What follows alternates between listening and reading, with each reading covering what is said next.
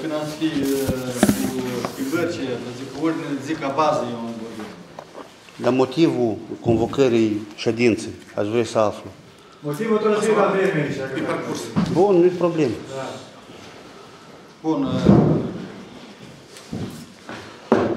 Fracțiunea PLDM, pentru ca bază, nu putem, da? Noi vrem de motivul convocării. Ca să știm din ce cauze ne-am adunat. Schimbări la ordine de zi. Adaosuri. Nu.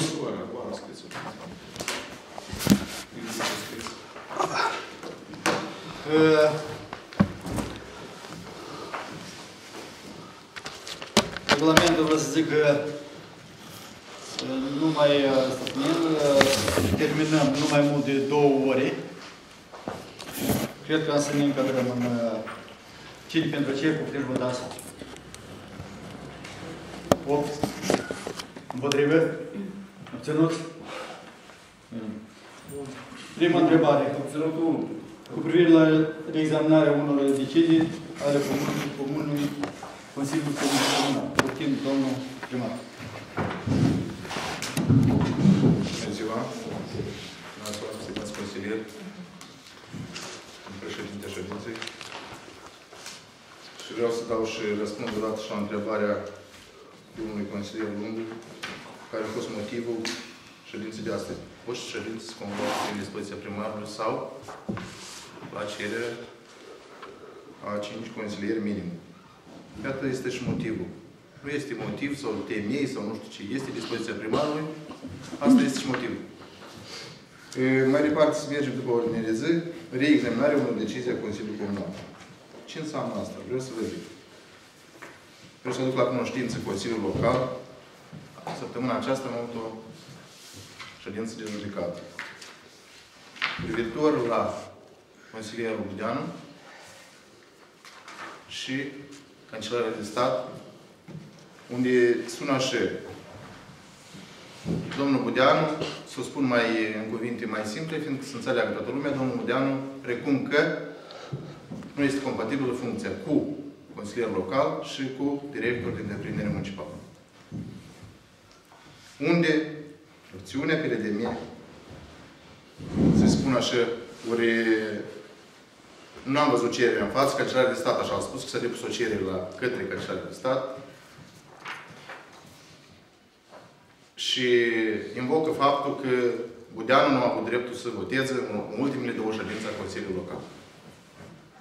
Vreau să zic iarăși încă o dată și să confirm faptul că tot, nu altcineva din Consiliu și nu altcineva din cetățeni și nu altcineva din nimeni, dar tot fracțiunea PLDM a invocat problema dată că de unde și până unde Budeanu Nicolae nu avea dreptul să fie președinte, director de întreprindere municipală și consilier. Știm toții că este legea, acum nou făcută.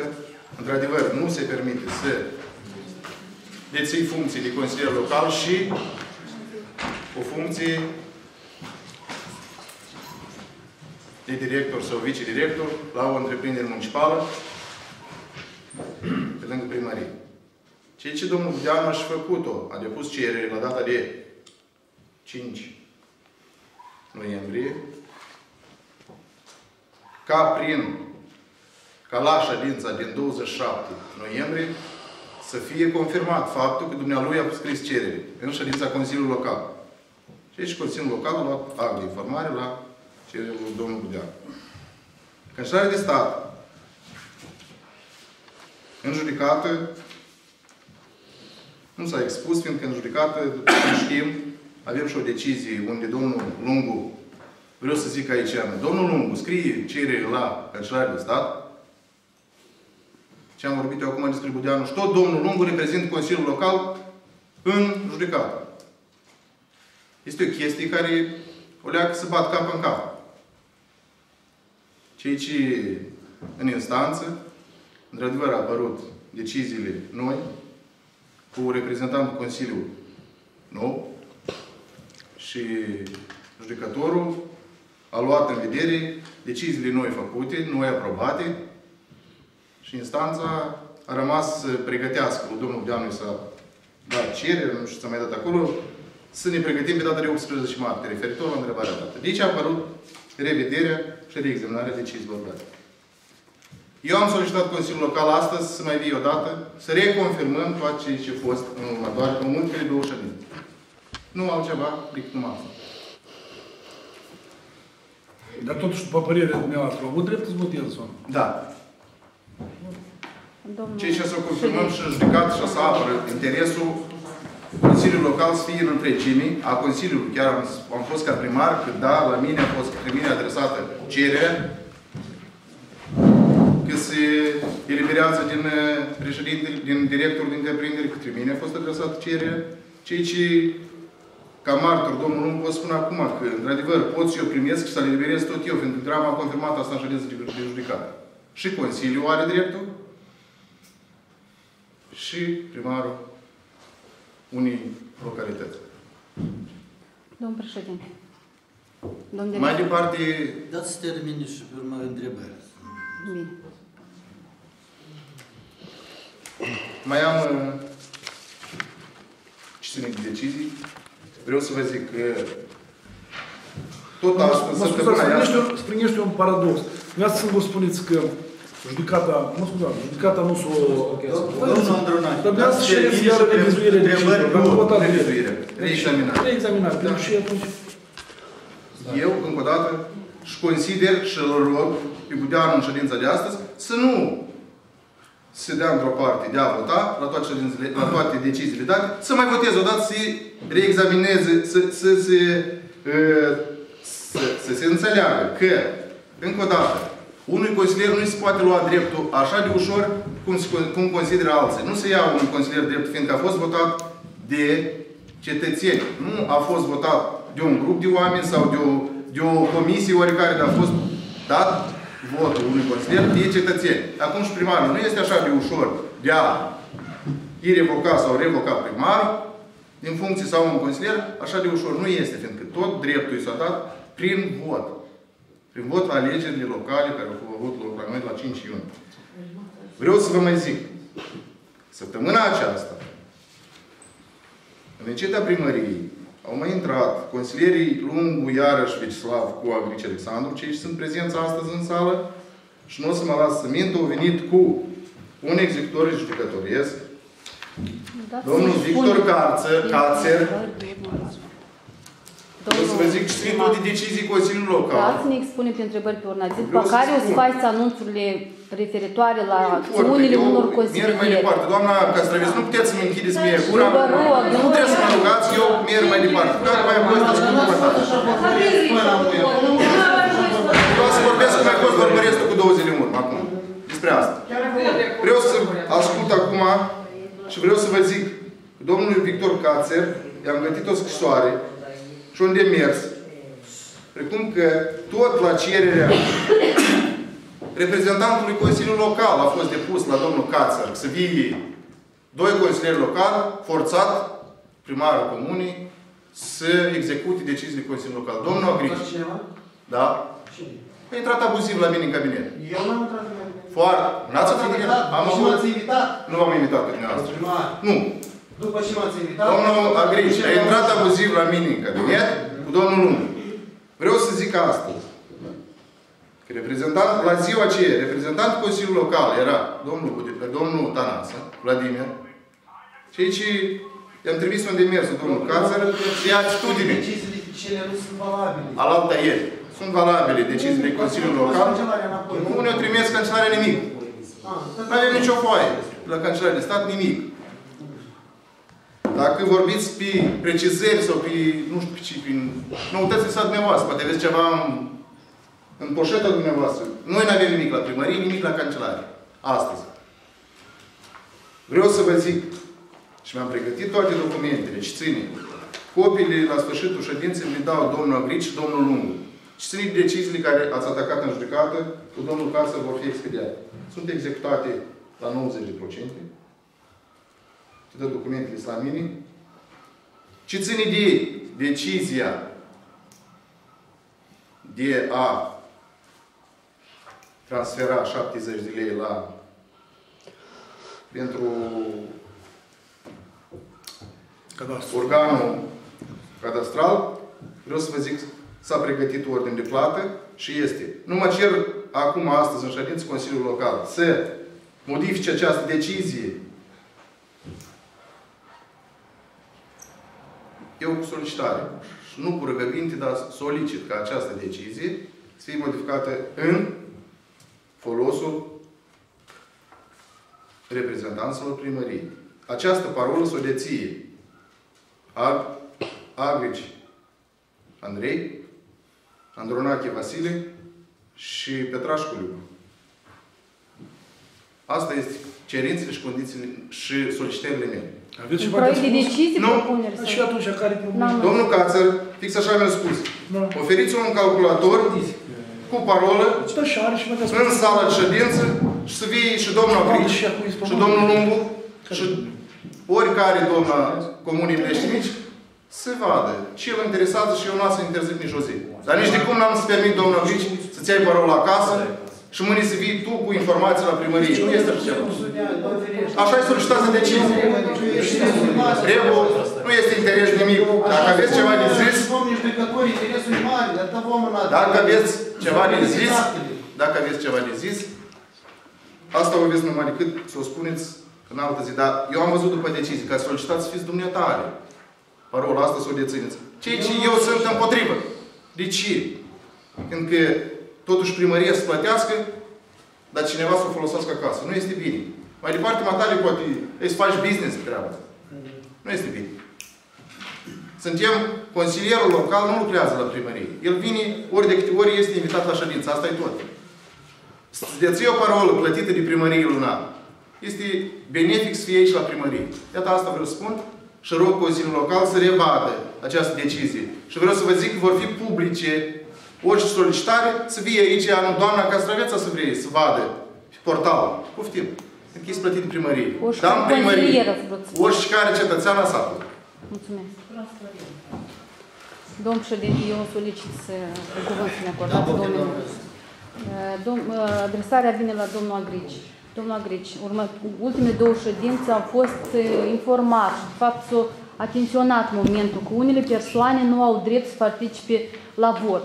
Deși dumneavoastră ați permis să fac lucrul ăsta, să luau decizii în două ședințe, inclusiv și bugetul localității, n-ați luat nicio măsură și acum ne convocăm a doua oară să ne expunem pe aceleași întrebări a doua oară. Deși dumneavoastră ați permis să faceți acest lucru. Fiind... Să răspund? Da, vă rog. Eu, ca secretar, nu convoc. Așa. Și eu nu decid nimic. Decide Consiliul. Și Consiliul a decis să examineze și să treacă ședința data trecută. Dumneavoastră, i-ați atenționat, eu personal ca consilier am insistat și am plecat din ședință. Dumneavoastră ați atenționat. Acum vă rog să anunțați toți colegii, din și cauza acum toate acestea două ședințe, trebuie toate întrebările următoare examinate a doua oară. De ce? Pentru că o persoană nu a avut drept de vot. A fost funcție incompatibilă, nu s-a acumulat numărul total de voturi necesare pentru a se lua deciziile date. Nu este drept. Dar care este motivul atunci? Dacă îți permiteți. Eu mai încerc eu dat să răspund. Dar cred că n-ai înțeles ce am spus. Eu am înțeles ce a spus dumneavoastră, eu vreau să vreau să zic că Agrici. nu Consiliul Local decide și nu secretarul Consiliului Local și nu primarul. Spune că domnul Budeanu nu are dreptul să voteze și nu i-am luat dreptul lui domnul Budeanu, primarul sau secretarul sau alt consilier în comuna asta. Vreau să vă zic, doamna Agrici, ascultați-mă, vă rog frumos. Este lege care spune expres, cum spui matale, că numai judecata poate să retragă unui consilier mandatul. Ceea ce ține de judecată, eu v-am spus că judecata este amânată pe data de 18 martie. Și nu se vede capăt la această judecată. Dar eu am spus și iarăși o spun, să scrii și la dumitare, și la domnul Lungu, și la noi, și iarăși o spun, că judecata în cazul dat se va expune clar și toate documentele vor fi prezentate la judecată. Când s-a depus cererea domnul Deanu, era el compatibil cu funcția? Nu era? Asta e problema de judecată, domnul Agrici. Nu are nimeni să ia votul și astăzi lui domnul Budeanu. Nimeni nu are drept. Asta este. Asta este de lămurit, doamna Castrăveț. Nu este o problemă și nu înțeleg de ce ceri. Vii cu un reprezentant de la un organ, de la ce ceri? Ca consilier, eu cer informații de la domnul secretar. Ca consilier pentru ce? Pentru a-ți confirme că domnul Budeanu a avut dreptul să voteze următoare... Domnul secretar. Domnul secretar, și astăzi vă confirmă, că lui domnul Budeanu nu i s-a retras votul. Asta este. Eu nu am împotrivă nimic la domnul Budeanu ca consilier. Pur și simplu, în cazul când el e compatibil cu alte funcții, puteți printr-o decizie a dumneavoastră să-l eliberați din funcția dată, ca el să nu fie incompatibile funcțiile și să poată activa. Încă o dată mai vorbesc. A fost primit de Consiliul Local domnul Budeanu, în funcție. Da? Când vine și pune cerere domnul Budeanu că nu era compatibil, o depus-o la mine, nu putea. Dimineața la ora 9, primarul, când vine Budeanu cu cerere, să convoc ședința Consiliului, că să-i o dă Consiliului, că se duce afară. La imediat următoarea scrie legea, la imediat următoarea ședință a fost pusă întrebarea incompatibilității.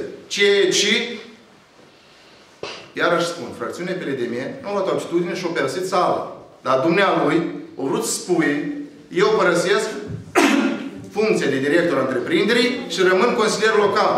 Asta a vrut să spui, dar dumneavoastră ați părăsit sala, asta nu înseamnă că astăzi nu-i dă dreptul domnul Budeanu să voteze în ședința de astăzi. Sau chiar ultimele două petrecute. Vreau să vă spun, ca fiecare, am fost și eu consilier și votul se dă de populație. Nu de Castraveț Aliona, sau de Lungu Vecislav, sau de Lean Cărmanu, sau de XYZ.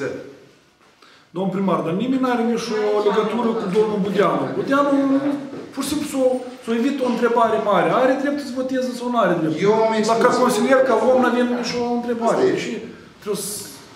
Domnul președinte, dați voi. Eu fac trimitere la lege care spune că deciziile odată votate nu pot fi revăzute. Și eu vreau să văd totuși să aflu azi care e motivul reexaminării deciziilor date. Mai ales că Mai mult decât domnul Budeanu a fost în compatibilitate. Și le punem încă o dată la vot, dacă ele au fost votate și le socotiți legale. Care e motivul reexaminării lor? Și fac și eu trimitere. Vreau să zic că eu, cu tot stima și respectul de tot Consiliul Local, aș vrea să zic, poate dumneavoastră vreți să votați astăzi deciziile astea. Domnul Cărman, motivul reexaminării, nu? Care e motivul? Deci care e motivul? O venit fracțiunea PLDM, poate le-a votat? Nu, domnul. Doamne Cărman, dar nu asta e motivul. Eu asta e răspunsul meu. Nu, dar de ce e eroare? V-am văzut aici și văd că v-am consolidat și poate le votați. Domnul președinte, întrebările astea au acumulat... Vreau să zâmbind să spuneți că nu vreau să le votez. Ori vreau să le votez. Înseamnă că toate întrebările, dacă... Dar de ce? Eu expres a răspuns la întrebarea ta. Problema e că a venit fracțiunea PLDM în ședința de astăzi și poate le-a votat. Ia că asta e problema. Cum? Asta e problemă. Nu știți, e ilegal sau nu ilegal? Dați mai departe, avem iarăși organe mai sus care ori să o poate. Este legal sau nu este? Dar ce te joci? Dacă nu... Data viitoare, dacă ai să vii la ședință, doamna Balan, și ai să fii respectată de toată localitatea Mileștii Mici te-o votat. Am să stai la ședință să asculți și să aprobi să faci decizii. Înțelegeți? Dacă o să respect...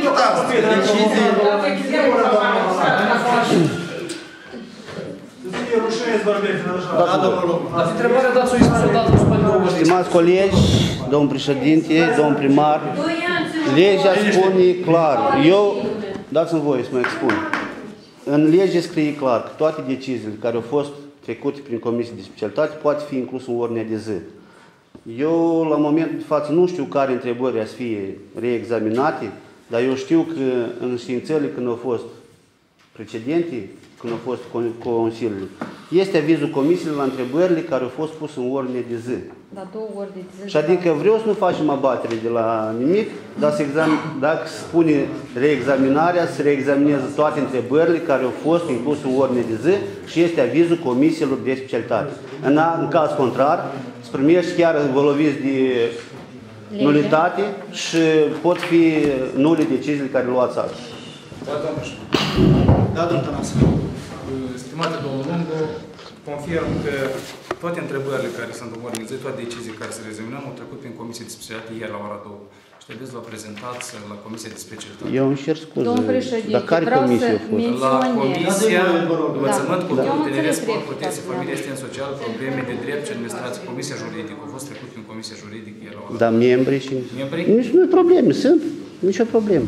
Cine sunt membrii comisiei? De Președinții, secretarul. Nu, știți, vă rog. Ei sunt Muriu Proces verbal. La ce să nu e? Comisiile sunt făcute de comunicație de... De cine sunt făcute, domn primar? Și Consiliul Local. Modificări, Așa. eu îmi cer scuze.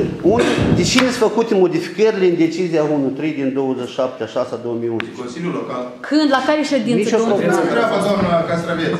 Domn președinte, eu vreau încă o dată să atenționez că modificările în decizia dată s-au făcut la ședința anterioară, care acum dumneavoastră propuneți să le revotăm din nou. Înseamnă că el nu a intrat în vigoare în acel moment.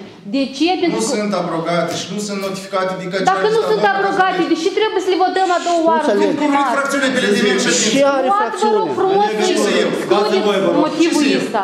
Nu eu nimic. Dați voi, vă rog.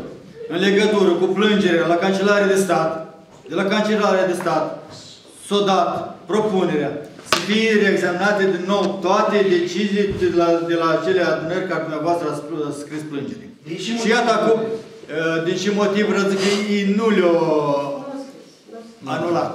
Dar doresc să știe că e tot de cum s-a săturat de cineva care îmblă tot le bate în ușă aiurea, să mă scuzați de expresie. Și data, mă scuzați, dacă le reexaminăm, data rămâne, care data rămâne? Ziua de azi sau ziua de când a fost tot așa? Eu vreau să prezentați... Ziua de Să astăzi. întrebă Burude și asta. Care data? Ziua de astăzi. Păi înseamnă că cele două ședințe sunt ilegale. Legale. Legale. Așa au dat propunerea Cancelarea. Noi susținem decizia din data de 14 la data de 15. Eu, domn președinte, Trecem la dați-mă. discuția deciziilor. Da, domn președinte, Dacă o în ziua de întrebare. azi și deciziile, cum putem să putem ca astăzi să Dumneavoastră ați venit să întrerupeți ședința? Nu, ei, da. Chiar să lucrăm în ședință. Da, domn primar. Aveți întrebări la ordine de zi sau nu? N-ați votat Da, nici așa, domnul- nici așa. Când ați vrut să intrați, când ați vrut să intrați. Domn președinte, dați-mi voi. Eu vreau să... Nu, mi se pare că de acum a câta oară Permiteți. Domnul Derescu, văd că aveți multe informații Da, de la informația- cancelare. Eu vreau să întreb concret. Este vreo înștiințare înscris la solicitare de a fi reexaminate deciziile date? Și abrogat, s-au abrogat. Notificare nu este. Înscris. Înștiințare. Eu sunt înștiințare. Dar nu Discuție. interzice la nimeni să petrecem ședința de astăzi. Cu aceeași ordine de zi Vreau să vă zic, examinate doamna Castraveți, Da. asta chiar ca propunere. Dacă vreți să stăm aici până la ora 9, stăm. O stăm, Acum așa nu și am până la plăcere 20. să discut numai pe prima întrebare, tot pe tema asta să ne învârtim împrejur. De asta și zic. Domnul primar, e destul de discuție, trecem la decizii care trebuie examinate. Domnul președinte, mă scuzați, Prima încă, decizie. încă o întrebare. Mă interesează deciziile, la și data să fie ieșite. Deciziile care le Ar reexaminați. fi la data de astăzi, știi? Atunci, cum se primește comisia? A să vă duceți la Cancelarea de Stat și a să vă consultați acolo. Comisia o formăm astăzi, dar au fost trecute ieri. Ședința Care ieri. comisie formată astăzi? La începutul... Care Ca, comisie prin care formată astăzi? decizii, Volodin? Tănase. S-a schimbat în Să iau-te domnul Tănase. Sunt președinții, sunt secretarii. Niciunul din președinții și secretari nu a stat la comisiile de ieri. Care președinte nu a asistat? Da? Două au fost comisii la ora... Au fost? Care președinte? Cine a fost reprezentanța comisiilor? Uite, noi suntem patru. Cine? Care președinte Cine? nu a asistat? Asta n-ați fost, eu știți. Dar cine a fost? Toți am fost. Cine toți? Aveți Pe nominal. Domnul Tănase. Este vizul comisiei. Nominal, cine a fost? Cine toți? Doamna Limbas, Așa. domnul Budeanu și domnul Aureliu. Care Mulțumim comisia de asta informație. convocat? Și comisia ați intrat? Comisia juridică. A doua comisie, cultură, se numește comisia juridică. Cultură, sport, tineret. Dar noi stăm că n-ați ca președinte, asta n-ați fost. Păcat. Nicio problemă. Și noi am trecut. Am fost patru și am Toate, domnul Tănas, toate întrebările pe ordine de zi nu puteau fi examinate doar la comisia de juridică, deoarece avem întrebări de buget, inclusiv bugetul statului. El trebuie examinate la ședința, la comisia de finanțe. Ele au fost Reexaminarea. Da, au fost, domnul. Reexaminarea, să facem comisia juridică, examinarea. Nu s-a luat nicio modificări. Facem un exemplu de proces verbal la La sfârșit. La sfârșitul lunii, este. Este, nu trebuie că aici mă dați și mă dați. Trecem la decizii care trebuie care se le trebuie să-i confirmăm astăzi prin aprobare. Prima decizie. Decizia numărul 1/1/02 de la 1 februarie 2013 cu privire la aprobarea deciziei Consiliului Comunal numărul 65 numărul din 6/12/2011 și numărul 78 din 20/12/2011 privind împuternicirea reprezentantului în instanțe de judecată. Și au trecut prin comisie și comisia o dat o susținut abrogarea acestei decizii. Cine pentru aceea poftim și votați? Abrogarea. Domnul președinte, nu am înțeles. Domnul președinte. Abrogarea deciziei, eu știu. Cine pentru aceea poftim și votați? Domnul președinte, eu n-am înțeles întrebarea. 1, 2, 3, 4, nu 5, 6. Unde ai ordinea asta de zi? Domnul Anatos, încă o dată vă rog, întrebarea care a introdus pe ordinea de zi, cum sună ea? Vă spun, cu privire la abrogarea deciziei. Asta, scuzați, trebuie prima la rând. Eu vă rog frumos. Cu privire la îndeplinirea deciziilor, asta vreau să ce-a vorbit domnul primar acum o decizie. Și dacă poftim domnul secretar. De la Cancelarea de Stat nu a venit nimic înscris, dar reprezentantul a recomandat reexaminăm aceste decizii de la 2 ședințe și a spus, înainte de asta, a spus că vă recomand ca votarea să fie nominală. Să le abrogăm toate deciziile. Fiecare parte să reexaminăm toate. Se reexaminează, nu s-a aprobat. Eu trebuie să înțeleg și facem azi, nu. Sau au fost și o solicitare, nu înțeleg. Toate întrebările de la ultimele... Pe telefon. Pe telefon. Da, ca eu vă recomand să reexaminați toate deciziile de la ultimele 2 ședinți și spuneți la vot votare nominală. Dar dumneavoastră nu lăsăm vreau, dar cauza care? L-am întrebat cauza și eu spus, dumnealui socoate că Budeanu nu avea dreptul la vot. Asta e altă întrebare, da? Nominală, asta e altă întrebare. Solicită nominală. Înseamnă că noi astăzi urmează să examinăm amândouă ordine de zile de la ultimele 2 ședințe. Înseamnă că luăm de la A și la ea mergem... Așa. Dar, nemijlocit, s-au întâlnit și au vorbit cu primarul, deci și vă spus primarul asta din întâlnire cu dumneavoastră. Eu nu m-am întâlnit. La judecat. Domnul președinte, dar numai citiți decizia numărul cu tare, nu citiți tăi. Nu, trebuie ordinea de zi, Volodea, că noi examinăm ordinea de zi de data trecută. Decizia cu tare, examinarea decizii, decizia cu tare. Nu examinăm ordinea de zi. Ce de ordine de zi data trecută? Toate întrebările, toate deciziile. Noi examinăm deciziile de acum. 8 deciziile de la ședința de la 27 august 2012. Decizia numărul 10/1 cu privire de la transmiterea instituției de învățământ. S-a discutat atunci. Păi, oameni buni, domnul președinte, dar și cum mai sunt încurcă? Iar încălcăm legea, iar nu respectăm... Domnul președinte, eu așa înțeleg, dacă domnul Budeanu nu a avut drept de vot, înseamnă că toate ședințele Deci tu înțelegi așa. se anulează. Deci tu înțelegi. Așa e, nu? Dar pe ce te bazezi tu înțelegi? Ce lege se bazează? Care lege? Care lege? Sau nu e așa? Domnul Andronac, mai încă o dată. Și te bazezi, Budeanu nu a avut drept să voteze. Dar cine le examinăm, nu înțeleg? Legea spune că funcție se compare. Care lege?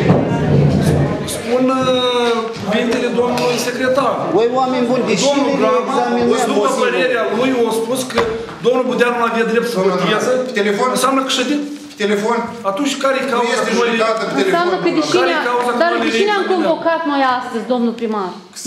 Să vadă și fracțiunea BLDM. Dar noi am văzut deciziile, toate le avem la Le-ați votat? Le-ați votat? Noi am Are importanță, ele sunt. Le-am adunat pentru confirmarea deciziilor prin Asta doar aprobare. Ești așa. Domnul președinte, vreți să Eu nu lucru la cardiolog academic. Tot e bine. E simplu. Opa.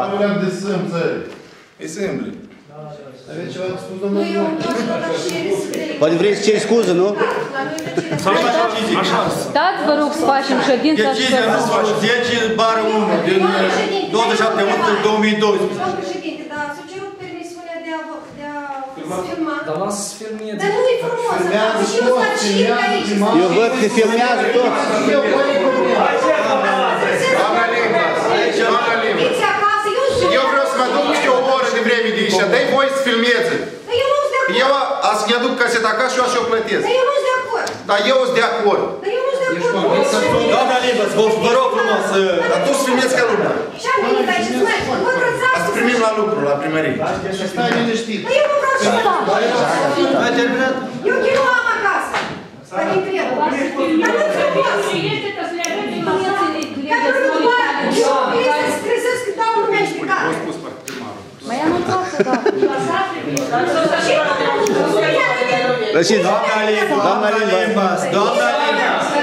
Doamna Limbas, ședințele Consiliului sunt publice.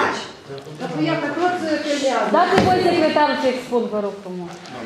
Doamna Limbas, ședințele Consiliului sunt publice. Și orice cetățean are dreptul să vie și să vadă și transparente, nimeni nu trebuie să ascundă de nimic. Atât. Sașa. Și sală, Da, decizia... pentru consilierea. Dar nu s-a schimbat nimic. Altă dată să-mi spuneți ce să ne îmbrăcat. Și putem să de casă ca unul. Și așa ele erau tot nurele. Domnul președinte, deci nu trebuie să facem o ședință normală, să discutăm într-adevăr, dacă să recunoaștem că ședințele cele nu au fost valabile, luăm primele întrebări și le votăm. Noi nu zicem nimic că nu votăm. Poftim? Da, dar să nu facem haosul ăsta iar să spunească decizia. Comisie. Am ridicat mâna. Ședințele, dați să recunoaștem că nu au fost valabile și dați să mergem să lucrăm într-adevăr. Și o întrebare. Auzi? Deciziile se confirmă astăzi prin aprobare. Domnul Derescu, Confirm prin aprobare. în primul rând trebuie să fie abrogate deciziile din ședințele date și reexaminate cu ziua de azi. Vreau să vă aduc la cunoștință că... Vă telefona, vă spus. Piotr Vasile, vreți să arunc la vot, nu vreți să stăpâni ambițiile este vot. Asta sunt toate cancelare. Domnul Derescu. Președinte, atunci spuneți că le confirmăm prin aprobare. Se confirmă prin aprobare. Domnul Derescu, astăzi personal. Domnul cancelare îi spune că nu sunt valabili de atâta cât. Domnul Budeanu a avut... Vă rog așa dați. Vă rog așa dați. Ați votat dacă se așa de picioare schimb poliție. Domnul Derescu, eu vreau să vă spun. Prima decizie. Prima decizie. Astăzi am discutat și eu inclusiv cu reprezentantul cancelariei. Cine? Cu reprezentantul cancelariei care au spus că toate deciziile trebuie abrogate, după care votate din nou. Vedeți? Și trebuie să acumuleze... Aveți informații că trebuie abrogate? Da, așa o menționat reprezentantul cancelariei, nu în discuții la telefonică. Dacă ajungem cu chestia că tot ședința trebuie ești, așa-i? Da. Să începem de la început. Ședința trebuie, doamna Căstrăveț. Doamna Căstrăveț, trebuie ședința de astăzi. Reprezentantul cancelarului de stat ce-a spus? Mai confirmați-o la. Că nu sunt corecte deciziile. Așa. Foarte bine. Să scrie trei, văd că aparate avem foarte bine, au spus cancelarul de stat. Acum vreau să zic, numai Consiliul Local, dacă vrea, le abrogă. După ce am făcut cu vreo 4-5 luni în urmă. Și numai Consiliul Local le aprobă, cum au propus domnul președinte a ședinței. Doamna Căstrăveț, aici se vede, sunteți foarte informați și nu veniți aici și dați întrebări, că toată lumea, cu reprezentantul cancelariei vorbește, și Partidul Liberal Democrat, vreau să mai confirm o dată, și Partidul Liberal, și Partidul Comuniștilor, toți au drept. Așa că ați venit foarte informați. Și dacă trebuie abrogate, numai Consiliul Local decide de a abroga. Pare bine că sunteți de acord. Doamna Căstrăveț, dar știți-o încurcat dumneavoastră data trecută ieri în sală. Dumneavoastră ca și mine acordați întrebarea asta. Eu vă rog să dați voie să lucrez. N-am avut chestii personale. Dar cine și știe tu, dar... Interesele mele. Dar ce interesele la tare? Nu se mă așa de sau așa? Mai te mai vezi la tare, tu ne trebuie să fie tu nu ești la tare. Eu știu legea mea. Tu care ești de nivelul oamenilor. Iar nici tu de la ultimul meu lumină și ai și făcut frânțești și nu pleci de la Poftim? Eu sunt care ești întrebări satului. Nu că e când eu postiești și ne treci și minești cu mine. Domnul Da. vreau să vă aduc la cunoștință că eu n-am cunosc legea, domnul Petrașcu. Eu cu mine tu. Domnul Eu am plecat până la postiești, eu am zis cu mine. Petrașcu, domnul eu am mers cu propunerea. Schimbarea atunci. Propunerea. La fiecare ședință prezent aici. Eu cunosc legea, domn primar. Nu ca Pietrașcu. Adică și o confirmare prin aprobare. Are cineva altă propunere? Nu, e s-a votat acolo. Nu e altă propunere. Noi nu le discutăm.